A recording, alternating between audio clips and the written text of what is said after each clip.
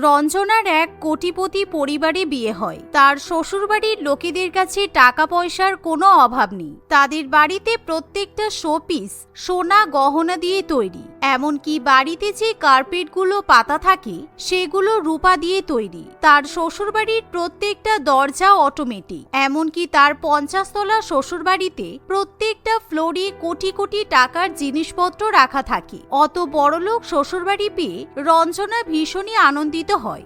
তার উপর বিয়ের পর এই বছরেই তার কোটিপতি শ্বশুরবাড়িতে প্রথম জন্মদিনের অনুষ্ঠান পালন হবে। তাই রঞ্জনা আনন্দে আত্মহারা হয়ে ওঠে। রঞ্জনা, 2 দিন পর তোমার জন্মদিন, তাই আমরা বাড়িতে একটা বড় পার্টির ব্যবস্থা করেছি। তোমার জন্মদিনের অনুষ্ঠানে শহরের কোটিপতি গেস্টরা আসবে। জন্মদিনের দিন তোমাকে আমরা খুব সুন্দর করে সাজাবো। থ্যাংক ইউ মা, আপনারা আমার জন্মদিন নিয়ে এত উৎসাহিত, এত কিছু ভাবছেন, আমি সত্যিই খুব খুশি। আমার জন্মদিন যে এত বড় করে পালন হতে পারে তা আমি ভাবতেই পারি না, কারণ বাপের বাড়িতে আমার জন্মদিন কোনো দিনও এত ভালো করে পালন করা হয়নি। শুধুমাত্র মা আর আমার 3 ভাই আমার জন্য পায়েস রান্না করতো, আর বাইরে থেকে খাবার নিয়ে আসা হতো, কেক কিনে নিয়ে আসা হতো, ব্যাস আর কিছু হতো না। কিন্তু আমাদের বাড়িতে তা হবে না, কারণ আমরা কোটিপতি। তুমি এখন কোটিপতি পরিবারের বউ, তাই তোমার জন্মদিনের উৎসবে অনেক টাকা খরচা করা হবে। শাশুড়ি মায়ের কথা শুনে বৌমা খুবই খুশি হয়। এভাবেই রঞ্জনার জন্মদিনের অনুষ্ঠান নিয়ে সবাই মিলে বিভিন্ন রকম পরিকল্পনা করতে শুরু করে। জন্মদিনের 2 দিন আগে শিবানী দেবী তাদের কোটি টাকার গাড়ি করে বৌমাকে নিয়ে শপিং করতে চলে যায়। তারা দুজনে একটা বড় ডিজাইনার দোকানের সামনে গিয়ে উপস্থিত হয়। সেখান থেকে রঞ্জনা নিজের পছন্দ মতো দামি দামি সোনা হীরার গহনা এবং শাড়ি, লেহেঙ্গা ইত্যাদি কিনে নেয়। কিন্তু হঠাৎ করে এমন সময় রঞ্জনার বিয়ের আগে জন্মদিনের কথা মনে পড়ে। রঞ্জনার জন্মদিনের দিন তার মা এবং 3 ভাই তার জন্য নতুন জামা কাপড় কিনে নিয়ে আসতো, কিন্তু সেগুলো সবকটাই কম দামি। বোন, আজকে আমাদের বাজারের হাটে অনেক সুন্দর সুন্দর জামা বিক্রি হচ্ছিল, তাই তোর জন্য কয়েকটা জামা নিয়ে এসেছি। তুই আজকে এই জামা পরে কেক কাটবি, কেমন? দাদা, তোর এই জামা কাপড়গুলো কেন কিনে আনিস বলতো? এত সস্তা জামা কাপড় কিনে নিয়ে আসলে কিছুদিন পরেই তো ছিঁড়ে যাবে। তাই আমার এই জামা কাপড়গুলো পরতে একদম ইচ্ছা করে না। আমার সব বান্ধবীরা জন্মদিনের দিন দামি দামি জামা কাপড় পরে, তোরা অন্তত আমার জন্মদিনের দিন আমাকে কয়েকটা দামি জামা কাপড় কিনে দিতে পারিস না? দামি জামা কিনে দেওয়ার ক্ষমতা থাকলে তোকে তো বলতে হতো না। তুই একবার এই জামা কাপড়গুলো পরে নে, তারপর আমরা এগুলো নিয়ে গিয়ে সেলাই করে দেবো, তাহলে অনেকদিন টিকবে। দাদার কথা শুনে রঞ্জনা চুপ করে সমস্ত কিছু মেনে নেয়। সে কম দামি জামা পরে কেক কাটে, কিন্তু বিয়ের পর সেই কথাগুলো মনে পড়লেই রঞ্জনার চোখে জল চলে আসে। কিছুক্ষণের মধ্যেই শপিং করা হয়ে গেলে রঞ্জনা তার শাশুড়ি মায়ের সাথে বাড়িতে ফিরে যায়। তার জন্মদিনের আগের দিন বাড়িতে পার্লার থেকে অনেক মহিলা চলে আসে। বৌমা, আমি তোমার জন্য পার্লার থেকে লোকজন নিয়ে এসেছি। ওরা তোমাকে ফেসিয়াল করিয়ে দেবে, পেডিকিওর ম্যানিকিওর করিয়ে দেবে, সুন্দর করে সাজিয়ে দেবে। তাহলে দেখবে তোমার জন্মদিনের দিন তোমাকে দেখতে খুব সুন্দর লাগবে। রঞ্জনাকে পার্লারের মহিলারা মিলে একেবারে মহারানীর মতো সেবা করতে শুরু করে। সেদিন রাত্রিবেলাতে অর্থাৎ রাত 12টার সময় রঞ্জনার জন্য একটা ছোট করে ঘরোয়া অনুষ্ঠানের আয়োজনও করা হয়। রঞ্জনা, তুমি যেহেতু গোলাপ ফুল পছন্দ করো, তাই আমি তোমার জন্য গোলাপ ফুল নিয়ে এসেছি। এই নাও, রাত্রি 12টা বেজে গেছে। Happy birthday. Thank you so much. কিন্তু এই গোলাপ ফুলগুলো এত ভারী লাগছে কেন? গোলাপ ফুল তো খুব হালকা হয়, এই ফুলগুলো ভীষণই ভারী আর কেমন যেন সোনালী রঙের দেখতে। এরকম গোলাপ ফুল পাওয়া যায় নাকি? এই গোলাপ ফুলগুলো সাধারণ গোলাপ ফুল নয়। তোমার যেহেতু 26 বছর সম্পূর্ণ হয়েছে, তাই তোমার জন্য আমি 26টা সোনার গোলাপ তৈরি করে নিয়ে এসেছি। এই গোলাপ ফুলগুলোর প্রত্যেকটাই সোনা দিয়ে তৈরি, বুঝেছো? রঞ্জনা এরকম 26টা সোনার গোলাপ ফুল দেখে একেবারে অবাক হয়ে যায়, কারণ সে ভাবতে পারে না তার স্বামী তাকে জন্মদিন উপলক্ষে এরকম সোনার গোলাপ ফুল উপহার দিতে পারে। Thank you so much. তুমি আমাকে সোনার গোলাপ ফুল উপহার দিলে। তুমি আমাকে এতটা ভালোবাসো সুজয়, আমি তো ভাবতেই পারছি না। সত্যি, আমি তোমাকে কি বলে ধন্যবাদ জানাবো আমি জানি না। রঞ্জনা খুব সুন্দর করে তার ড্রেসিং টেবিলের উপর সোনার গোলাপ ফুলগুলো সাজিয়ে রেখে দেয়, কিন্তু রাত্রিবেলা সেই আনন্দে তার ঘুম আসতে চায় না। সকালবেলা উঠে রঞ্জনা যখন ফ্রেশ হয়ে বাইরে বেরোয়, তখন সে দেখে যে টেবিলে তার জন্য 26 রকমের ভালো ভালো খাবার সাজানো আছে। দেশি বিদেশি বিভিন্ন রকমের খাবার থাকে। বৌমা, আমি আমার বাড়ির সব রাঁধুনিকে বলে তোমার জন্মদিন উপলক্ষে 26 রকমের ব্রেকফাস্ট রান্না করিয়েছি। তুমি যাও, আগে তোমার ওই দামি লেহেঙ্গাটা পরে এসো, তারপর আমরা ব্রেকফাস্ট করব। দুপুরবেলা যখন লাঞ্চ করবে তখন অন্য একটা দামি শাড়ি পরে নেবে। রঞ্জনা ঘরে গিয়ে তার কোটি টাকা দামের লেহেঙ্গা পরে চলে আসে। সে খুশি মনে সবার সাথে বসে ব্রেকফাস্ট করে। লাঞ্চের সময় রঞ্জনার জন্য দামি দামি খাবারের ব্যবস্থা করা হয়। এমনকি জন্মদিন উপলক্ষে বৌমার জন্য 26 তলা কেকের অর্ডার করা হয়। সন্ধ্যা হতে না হতেই পার্লার থেকে লোকজন এসে রঞ্জনাকে খুব সুন্দর করে সাজিয়ে দিয়ে চলে যায়। রঞ্জনা তার কোটি টাকা দামি শাড়ি এবং দামি দামি গহনা পরে তৈরি হয়। একে একে তার জন্মদিনে আত্মীয় স্বজন আসতেও শুরু করে। রঞ্জনা যখন জন্মদিন উপলক্ষে নিচে নেমে আসে তখন তার স্বামী তার জন্য কেক নিয়ে চলে আসে। রঞ্জনা, তুই কিন্তু সত্যি খুব ভাগ্যবতী, কারণ তোর শ্বশুর বাড়িতে তোর প্রথম জন্মদিন এত বড় করে পালন করা হচ্ছে। এই একদম আমার জন্মদিনের অনুষ্ঠানে নজর দিবি না। আর হ্যাঁ, আমার মা আর 3 দাদাকে দেখেছিস? ওরা এখনো আসলো না কেন বলতো? ওদের কথা আর ভেবে লাভ নেই। বিয়ের আগে তোর জন্মদিন একবারও ভালো করে পালন করতে পারিনি, এমনকি তুই আমাদেরকেও কোনোদিনও নিমন্ত্রণ করিসনি। কিন্তু আজকে দেখ, তোর কোটিপতি শ্বশুরবাড়ির লোকেরা সবাইকে কার্ড পাঠিয়ে নিমন্ত্রণ করেছে। আরে চুপ কর, এমন বলিস না। আমার মা আর দাদারা না আসলে কেক কাটা যায় নাকি? যতই হোক ওরা আমার পরিবার। এভাবেই রঞ্জনা কিছুতেই তার বাপের বাড়ির পরিবারকে ছাড়া কেক কাটতে চায় না। বৌমা, সবাই অপেক্ষা করছে, তুমি তাড়াতাড়ি কেক কেটে নাও। তারপর ডান্স অনুষ্ঠানও আছে, কম্পিটিশন আছে, তোমাকে গিফট দেওয়ার সেরিমনি আছে, অনেক কিছু প্রোগ্রাম বাকি আছে। সেসব তো ঠিক আছে, কিন্তু আপনি বলেছিলেন আমার মা আর 3 দাদাকে নিমন্ত্রণ করেছেন, কিন্তু ওরা এখনো আসলো না কেন? ওরা না আসলে আমি কি করে কেক কাটি বলুন তো?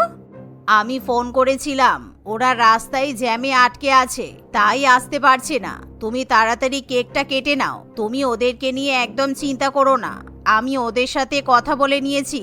শাশুড়ি মায়ের কথা শুনে রঞ্জনার খুব মন খারাপ করে, কারণ যতই তার কোটিপতি পরিবারে জন্মদিন পালন করা হোক না কেন, সে তার বাপের বাড়ির লোকেদের কথা খুব মনে করে, কারণ এর আগে কোনোদিনও সে তার মা এবং 3 দাদাকে ছাড়া কেক কাটেনি।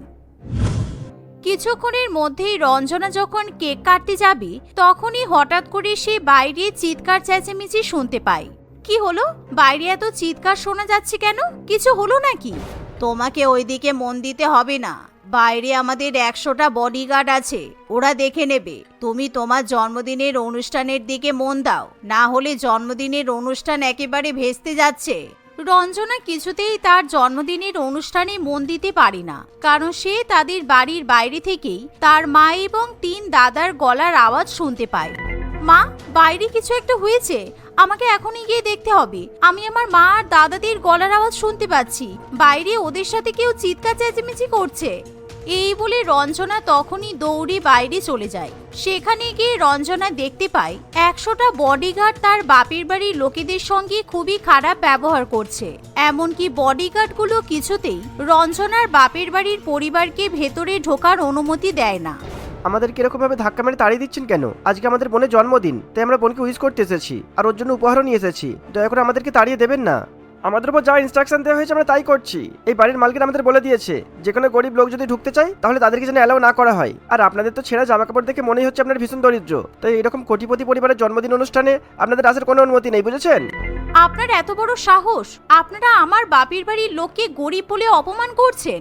ওদেরকে আটকানোর অধিকার আপনাদেরকে কে দিয়েছে?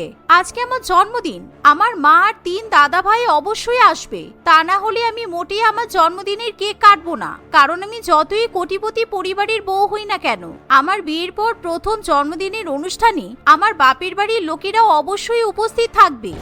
রঞ্জনা এই কথা বললে তার মা এবং 3 দাদা খুবই খুশি হয়, কিন্তু শিবানী দেবী মোটেই ব্যাপারটা পছন্দ করতে পারে না, কারণ সে যতই তার গরিব বৌমাকে মেনে নিক না কেন, বৌমার গরিব বাপের বাড়ির পরিবারকে সে মোটেই মেনে নিতে চায় না। বৌমা, তুমি অনেক কিছু বলেছ, আমি সহ্য করেছি, কিন্তু তোমার এই আবদার আমি মেনে নিতে পারবো না। তোমাকে গরিব ঘর থেকে তুলে নিয়ে এসে আমার কোটিপতি পরিবারের বউ বানিয়েছি, কারণ আমার ছেলে তোমাকে পছন্দ করে। সেই কারণে আমি তোমাকে টাকা পয়সা দিয়ে সবসময় খুশি রেখেছি, যাতে তুমি তোমার গরিব বাপের বাড়িকে ভুলে যাও। আর এই কারণেই বিয়ের পর এত এলাহিভাবে তোমার জন্মদিনের অনুষ্ঠান পালন করা হচ্ছে, কিন্তু এখনো তুমি তোমার বাপের বাড়ির লোকেদেরকে এন্টারটেইন করছো। শাশুড়ি মায়ের কথা শুনে রঞ্জনা খুবই রেগে যায়। তার মানে আপনি আমাকে মিথ্যা কথা বলেছিলেন, তাই তো, যে আমার বাপের বাড়ির লোকেরা রাস্তায় ট্রাফিকে আটকে আছে? আসল কথা হলো আপনি ওনাদেরকে নিমন্ত্রণ করেননি। ওনারা আমার জন্মদিন বলে এমনিতেই এসেছে, সেই কারণেই ওনাদেরকে ভেতরে ঢুকতে দেওয়া হচ্ছে না। তুমি একদম ঠিক ধরেছ, সেই কারণেই আমি ওদেরকে অ্যালাউ করছি না। আর তুমি ওদের সাথে মোটেই কথা বলবে না। তাড়াতাড়ি ভেতরে চলো, কারণ সমস্ত বড় বড় কোটিপতি গেস্টরা তোমার এরকম ব্যবহার দেখে হাসাহাসি করছে। তুমি দয়া করে আমাদের সম্মান ডুবিয়ে দিও না, আর নিজের এত বড় জন্মদিন খারাপ করো না। আমি আপনার এই কথাটা মেনে নিতে পারলাম না। আমি আমার জন্মদিনের অনুষ্ঠান আমার বাপের বাড়ির লোকেদেরকে নিয়েই পালন করব। তাতে যদি আমাকে কোটিপতি শ্বশুর বাড়ি ছেড়ে দিতে হয়, তাতেও আমার কোনো অসুবিধা নেই। আমি ভাবছিলাম আপনি হয়তো সত্যি আমাদেরকে ভালোবাসেন, কিন্তু না, আপনি তো টাকা ছাড়া কিছুই বোঝেন না। আর আমিও এত টাকা দেখে সবকিছু ভুলে যেতে বসেছিলাম, কিন্তু আমি আর কিছুই ভুলবো না। রঞ্জনা এই কথা বললে তার শাশুড়ি মায়ের মাথা নত হয়ে যায়। অন্যদিকে সুজয় ও রঞ্জনার এত ভালো ব্যবহার দেখে খুবই খুশি হয়। সুজয় তখনই রঞ্জনার বাপের বাড়ির লোকেদেরকে ভেতরে নিয়ে যায়। এভাবে সেদিন রঞ্জনা একসাথে তার বাপের বাড়ি এবং শ্বশুর বাড়ির পরিবারকে নিয়ে জন্মদিনের অনুষ্ঠান পালন করে। মালতী দেবী তার 3 ছেলে বিনয়, আকাশ এবং উজ্জ্বলের সঙ্গে বাস করত। তার 3 ছেলের মধ্যে বড় ছেলে বিনয় একটা মাল্টিন্যাশনাল কোম্পানিতে চাকরি করত, আর বাকি 2 ভাই আকাশ ও উজ্জ্বল কোনো কাজকর্ম করত না। তারা সারাক্ষণ শুধু এখান ওখান বন্ধুদের সঙ্গে ঘুরে ঘুরে বেড়াতো। তাই মালতী দেবী তার 3 ছেলে বিবাহ উপযোগী হয়ে গেলেও সে সবার আগে তার বড় ছেলে বিনয়ের জন্য মেয়ে দেখা শুরু করেছিল। কিছুদিনের মধ্যেই বিনয়কে নিয়ে মালতী দেবী ফুলমণি নামে একটি মেয়েকে দেখতে যায়। ফুলমণির পরিবার বিনয় এবং তার মায়ের জন্য নানান রকম খাবারের আয়োজন করেছিল। ওরে বাবা, এত খাবার! আপনারা এত খাবারের আয়োজন করলেন কেন? মানুষ এত খাবার একসঙ্গে খেতে পারে নাকি? আসলে এই খাবারগুলো আমার মেয়ে ফুলবনি রান্না করেছে। আমার মেয়ে রান্না করতে খুব ভালোবাসে, তাই সে সুযোগ পেলেই নানান রকমের রান্না করতে বসে পড়ে।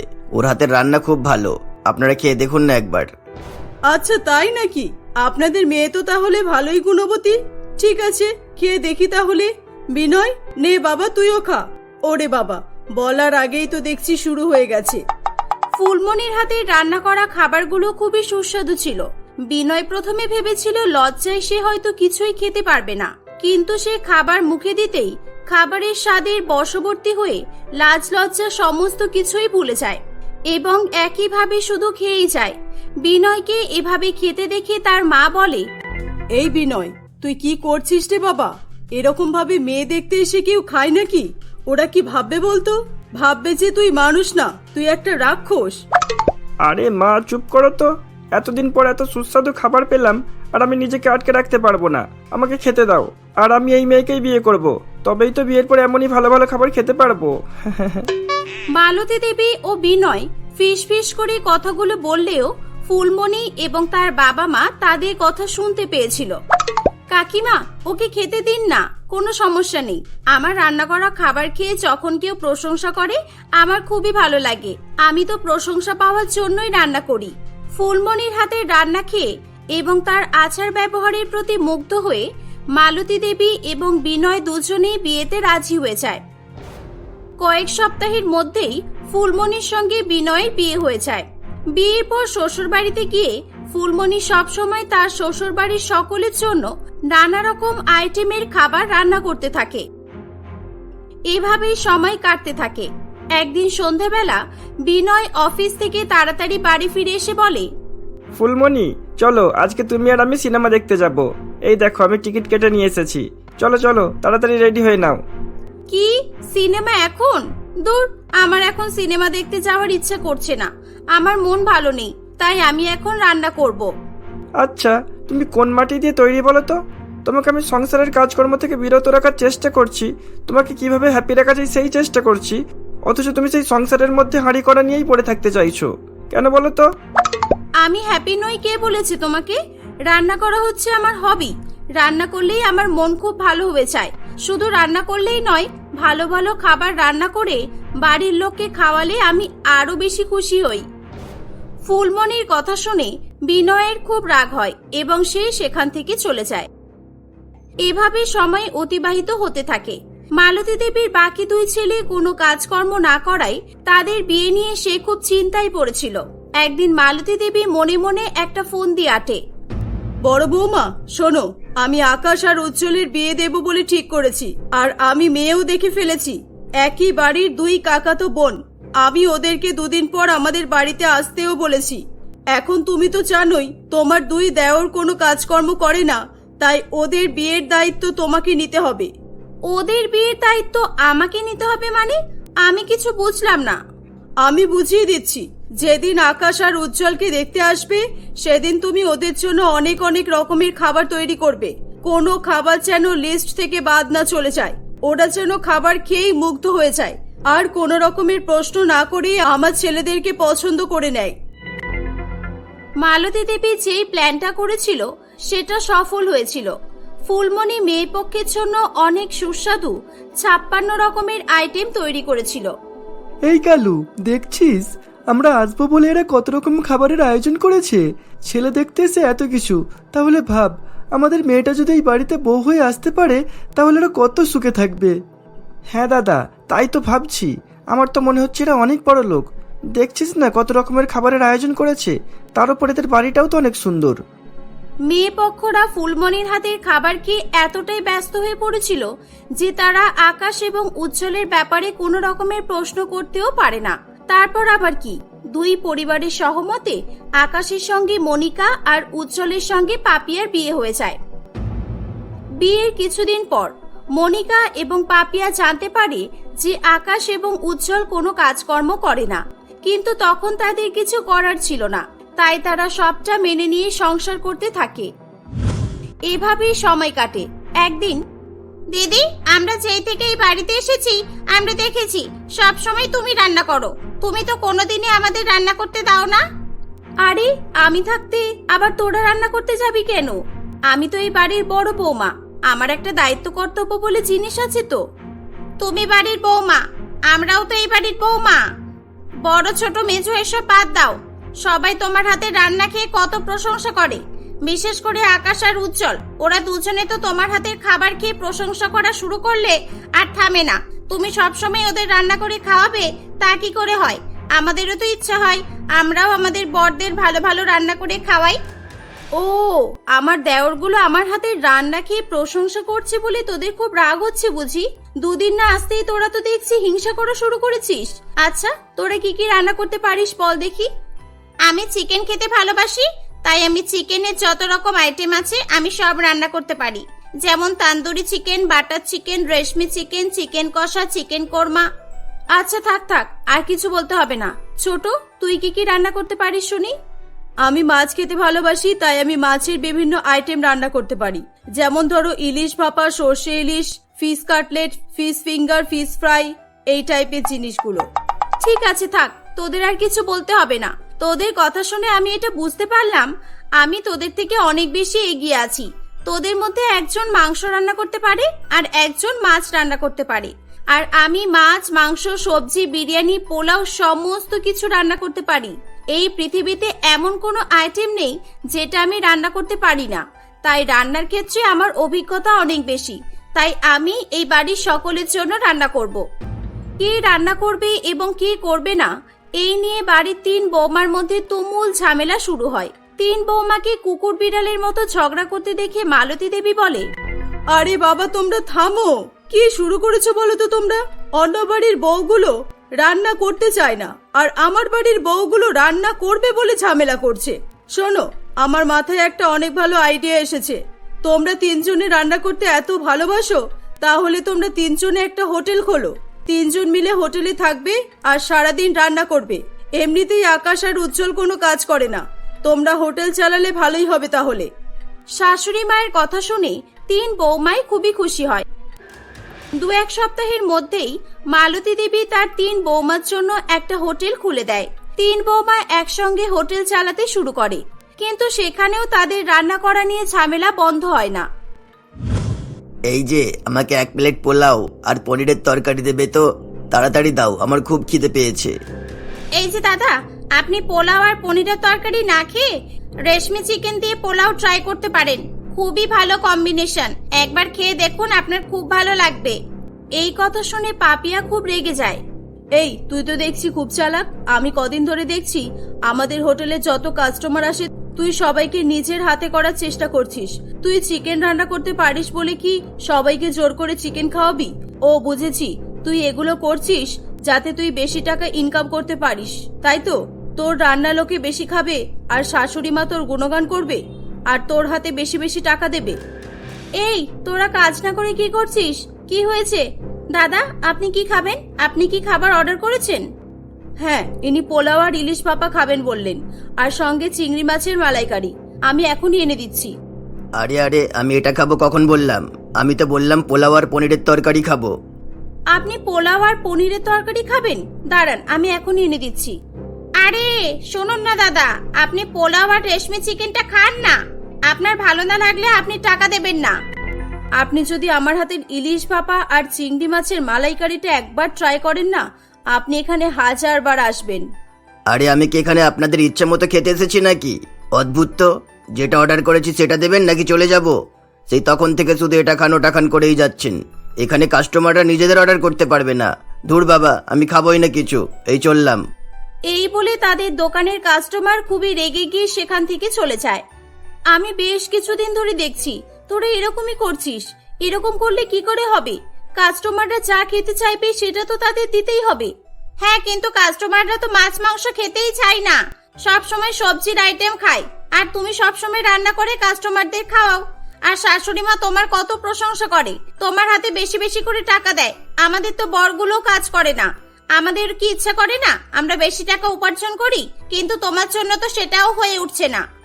এটা শুনে ফুলমণির খুবই কষ্ট হয় এবং সেই হোটেলের দায়িত্ব মনিকা এবং পাপিয়ার উপর দিয়ে দেয়। মনিকা এবং পাপিয়া দুজনে খুবই খুশি হয় যে এখন থেকে তারা দুজনে হোটেলটি চালাবে এবং অনেক অনেক টাকা উপার্জন করবে। বেশ কিছুদিন কেটে যায়, কিন্তু দেখা যায় কাস্টমাররা মাংস এবং মাছের আইটেম কেউই অর্ডার করছে না। বেশিরভাগ জন সবজির আইটেমগুলো খেতে চাইছে। মনিকা এবং পাপিয়া সবজি রান্না করতে পারতো না, তাই তারা মাঝে মধ্যেই খুব বিপদে পড়ে যেত। তারা সবজি রান্না করার চেষ্টা করলেও সেগুলো একদমই সুস্বাদু হতো না, তাই কাস্টমারগুলো তাদের উপর রাগ করে টাকা না দিয়ে চলে যেত। এরকম ভাবে কয়েক মাস চলতে থাকে। তাদের হোটেলের অনেক ক্ষতি হওয়ায় তারা বেশ অনেক জায়গা থেকে লোন নিয়েছিল, কিন্তু তারা লোনের টাকা শোধ করতে পারে না এবং পাওনাদাররা তাদের হোটেলে এসে হোটেলটি ভাঙচুর করে দেয়। মনিকা এবং পাপিয়া তাদের ভুল বুঝতে পারে। দিদি, এগুলো আমাদের ভুলের জন্যই হয়েছে। আমরা যদি তোমার কথা মেনে তোমার উপর হিংসা না করে একসঙ্গে হোটেলে কাজ করতাম, তাহলে হয়তো আজকে আমাদের এই দিনটা দেখতে হতো না। আমাদের ক্ষমা করে দাও তুমি। মা, আপনিও আমাদের ক্ষমা করে দিন। আমরা আপনার যোগ্য বৌমা হয়ে উঠতে পারিনি, তবে আপনি আমাদের আর একটা সুযোগ দিন, দেখবেন আমরা আর এরকম কখনোই করব না। ফুলমণি এবং মালতী দেবী তাদেরকে ক্ষমা করে দেয়। মালতী দেবী শেষবারের মতো তার বৌমাদের একটা সুযোগ দেয়।